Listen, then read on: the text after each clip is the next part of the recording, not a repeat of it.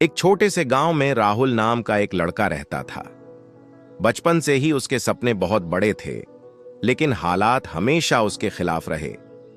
घर की आर्थिक स्थिति अच्छी नहीं थी और आसपास के लोग अक्सर उसे यह एहसास दिलाते रहते थे कि वह कुछ खास नहीं कर पाएगा। कई बार उसे सीधे शब्दों में कहा गया, तुमसे नहीं होगा, तुम्हारे बस की बात नहीं है। ये शब्द धीरे धीरे उसके मन में बैठते चले गए और उसका आत्मविश्वास कमजोर होने लगा।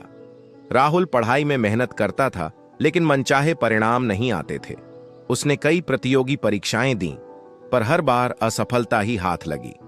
हर हार के बाद वह खुद से सवाल करता, क्या मैं सच में कमजोर हूं? कई रातें वह इसी सोच में जाग कर बिताता रहा। कभी कभी उसे लगता कि सपने देखना ही उसकी सबसे बड़ी गलती थी। एक दिन राहुल लाइब्रेरी में बैठा था। वहां उसने दीवार पर लिखा एक वाक्य पढ़ा, जो खुद पर भरोसा करता है वही अपनी किस्मत बदलता है। यह वाक्य उसके दिल को छू गया। पहली बार उसने सोचा कि शायद समस्या उसकी काबिलियत में नहीं, बल्कि उसकी सोच में है। उसी दिन उसने फैसला किया कि वह खुद को कमजोर समझना छोड़ देगा। राहुल ने छोटे छोटे बदलावों से शुरुआत की। वह रोज सुबह जल्दी उठने लगा, अपने दिन की योजना बनाने लगा और तय किया कि हर दिन कुछ न कुछ सीखना है। शुरुआत में बहुत मुश्किल हुई। मन करता था सब छोड़ देने का, लेकिन वह खुद से कहता, अगर आज हार मान ली तो जिंदगी भर पछताना पड़ेगा। धीरे धीरे उसकी मेहनत आदत बन गई। लोगों के ताने अभी भी थे, लेकिन अब उनका असर कम होने लगा था। राहुल ने एक नया कौशल सीखा और छोटे प्रोजेक्ट्स पर काम करना शुरू किया। भले ही शुरुआत में उसे कोई पहचान नहीं मिली, लेकिन उसने रुकने से इनकार कर दिया।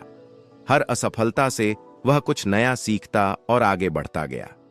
कुछ समय बाद उसकी मेहनत रंग लाने लगी। उसे एक अच्छा अवसर मिला, जहां उसने खुद को साबित किया। जिस राहुल को लोग कभी कमजोर समझते थे, वही राहुल अब दूसरों के लिए प्रेरणा बन रहा था।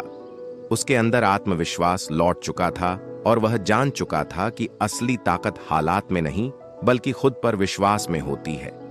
आज राहुल जब पीछे मुड़कर देखता है तो मुस्कुरा देता है। वह जानता है कि अगर उसने खुद को कमजोर मान लिया होता तो वह कभी आगे नहीं बढ़ पाता।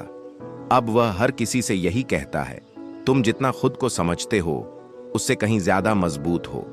बस खुद पर भरोसा करना सीख लो। अगर ऐसी कहानी और चाहते तो चैनल को भी सब्सक्राइब कर लो और अच्छी लगी तो लाइक भी कर दो।